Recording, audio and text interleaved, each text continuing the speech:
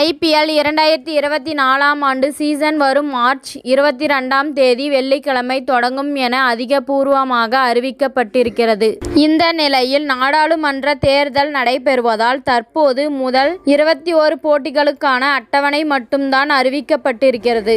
நாடாளுமன்ற தேர்தல் அட்டவணை வெளியான பிறகு அதற்கு தகுந்தாற்போல் எஞ்சிய போட்டிகளுக்கான ஐபிஎல் அட்டவணை வெளியிடப்படும் என்று அறிவிப்பு வெளியாகியுள்ளது.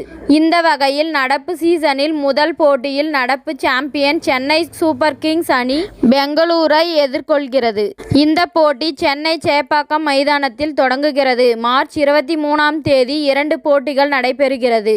அதில் பஞ்சாப் டெல்லி அணி மதியம் மொஹாலியிலும் இரவு கேகேஆர் ஐதராபாத் அணி இரவு கொல்கத்தாவிலும் மோதுகிறது. மும்பை அணி தங்களுடைய முதல் போட்டியை வரும் 24ஆம் தேதி மேற்கொள்கிறது.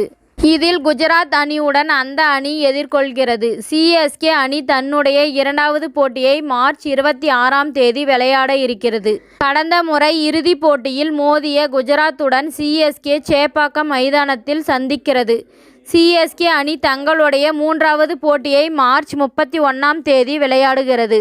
விசாகப்பட்டினத்தில் நடைபெறும் இந்த போட்டியில் டெல்லி அணியை சென்னை எதிர்கொள்கிறது. சிஎஸ்கே தங்களுடைய 4வது போட்டியை ஏப்ரல் 5ஆம் தேதி விளையாடுகிறது. இதில் சன்ரைசர்ஸ் ஹைதராபாத் அணி அவர்களது சொந்த மண்ணில் எதிர்கொள்கிறது.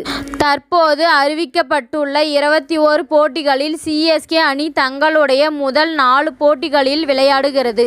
இதில் 2 போட்டிகள் சென்னை சேப்பாக்கம் மைதானத்தில் நடைபெற உள்ளது. ஐபிஎல் வரலாற்றில் 9வது முறையாக சென்னை சூப்பர் கிங்ஸ் அணி முதல் லீக் ஆட்டத்தில் விளையாடுகிறது. இத்துடன் இந்த செய்தி முடிவடைகிறது. நன்றி, வணக்கம். மீண்டும் அடுத்த வீடியோவில் சந்திப்போம்.